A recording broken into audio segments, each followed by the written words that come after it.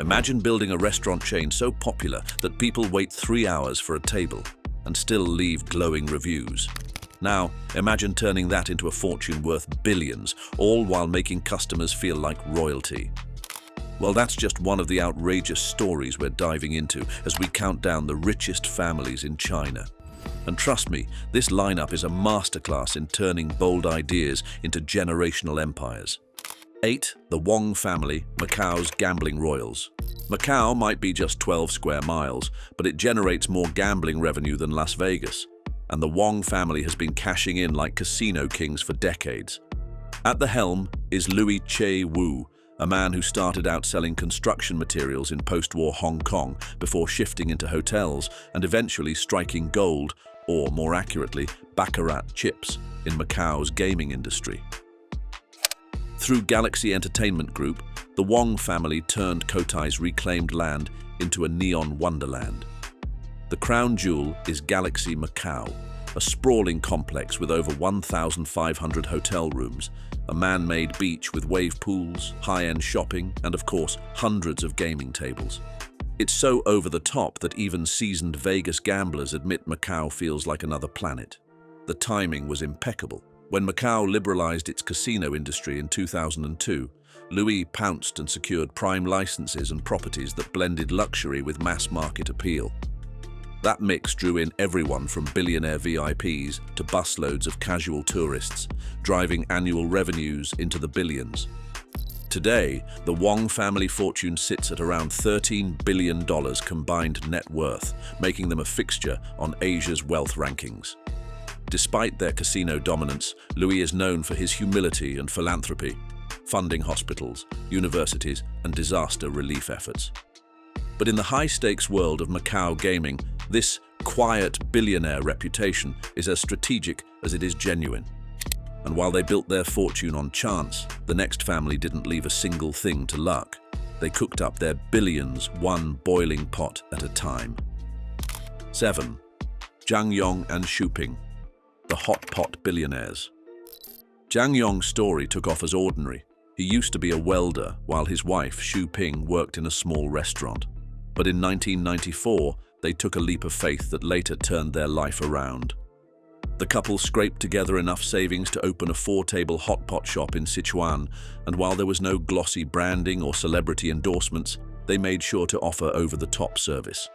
They had bubbling broth, fresh ingredients, and a philosophy that every diner should feel like the most important person in the room. From the start, they obsessed over service. Customers got free snacks, manicures while they waited, and servers were trained to remember their favorite dipping sauce on their second visit. It wasn't a gimmick, but more of a culture. And that very culture became Haidilao, a name now synonymous with hospitality across Asia. The growth was explosive.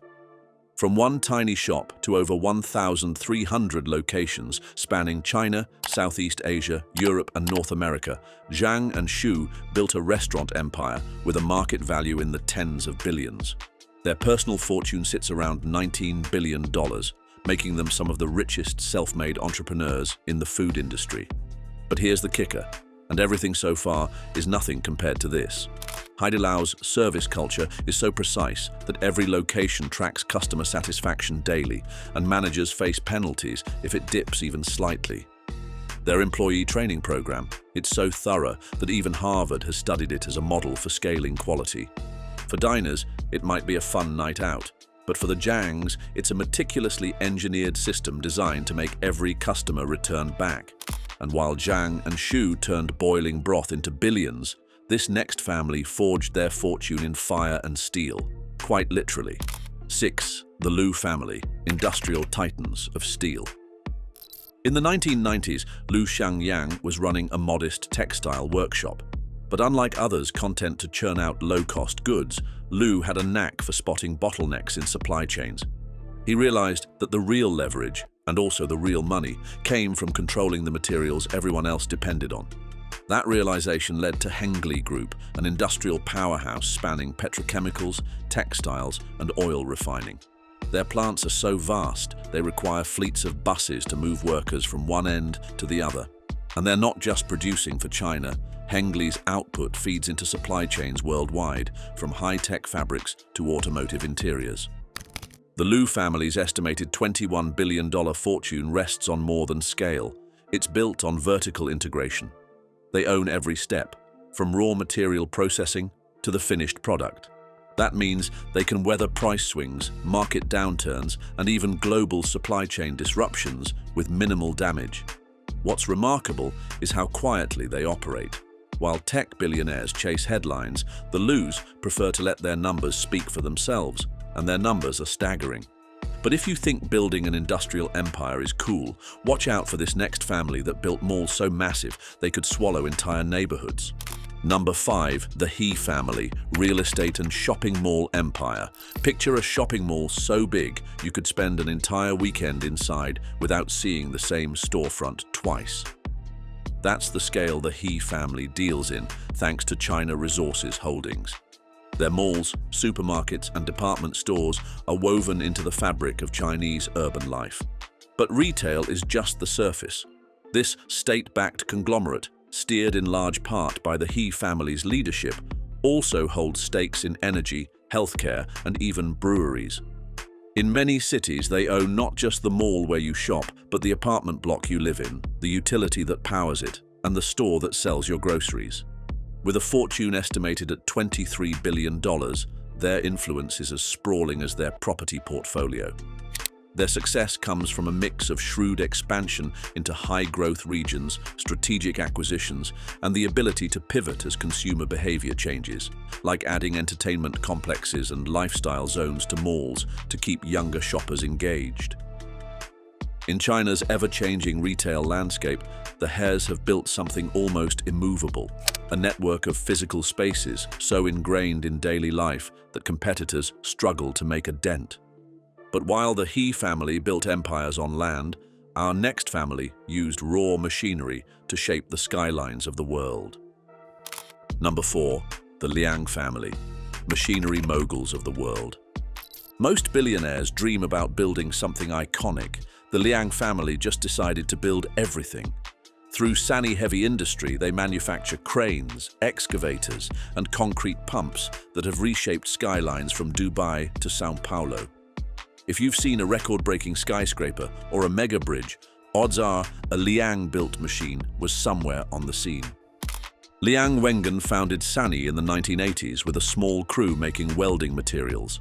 But instead of staying in that lane, he bet big on heavy equipment, a move that catapulted him into global competition with industry giants like Caterpillar. The result? Sany is now the world's largest manufacturer of concrete machinery. Their rise wasn't just about making machines, but about making better ones, with more efficiency, more durability, and more adaptability to different terrains. And that's exactly why Sany has become the go-to supplier in over 150 countries. Today, the Liang family fortune sits at roughly $24 billion. Yet, for all their industrial might, they've kept a relatively low profile, preferring to let their products and their market share do the talking.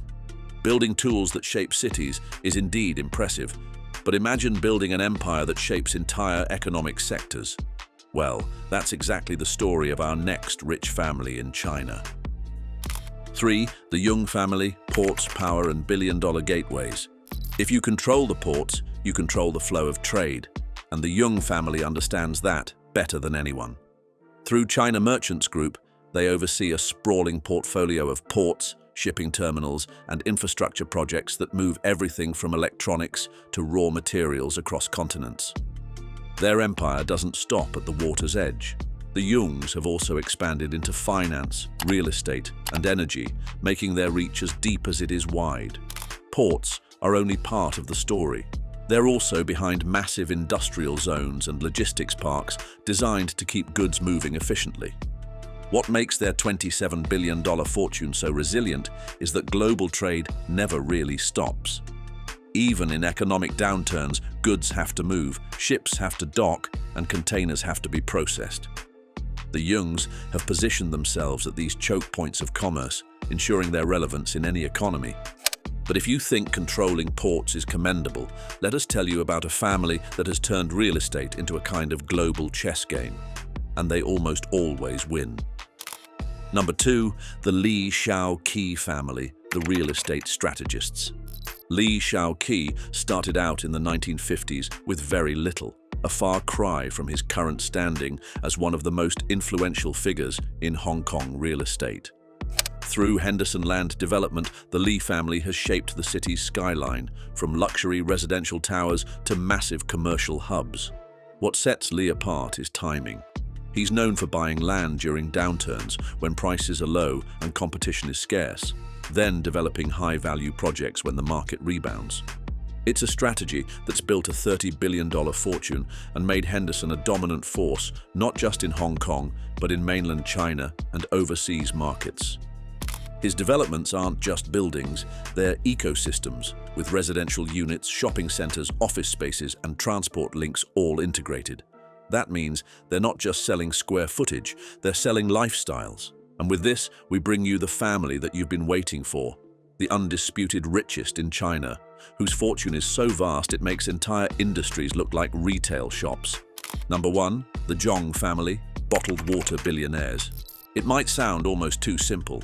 Make bottled water, sell bottled water, become the richest family in China. But Zhong Shanshan, who's nicknamed the Lone Wolf, wasn't only about following the trend. He built Nongfu Spring into a brand so dominant that it's practically shorthand for bottled water in China. Before launching Nongfu in 1996, Zhong sold mushrooms, worked construction, and even tried journalism. However, fate had something massive for him in the store, and he was about to cash in. His time came when he saw an opportunity in China's growing demand for safe, high-quality drinking water and took the leap. But instead of just selling water like a regular entrepreneur, he sold trust to his customers. Nongfu marketed itself on purity, source transparency, and a subtle national pride in domestic products. That trust turned into market dominance and a subtle monopoly. As a result, Nongfu now commands over 25% of China's bottled water market, and its brand stretches into teas, juices, and functional beverages. Zhong also chairs Wantai Biological Pharmacy, which added billions to his net worth during the pandemic through diagnostic products and vaccines. Today, the Zhong family fortune hovers around $62 billion, making them not only the richest in China, but one of the wealthiest in the world. Zhong's nickname isn't just a media creation. He's famously private, avoids political entanglements, and runs his empire with a mix of caution and precision. And this concludes our journey through the 8 richest families in China. From casinos and hot pots to cranes and bottled water, these people prove that in the right hands, almost any idea, no matter how humble, can become an empire.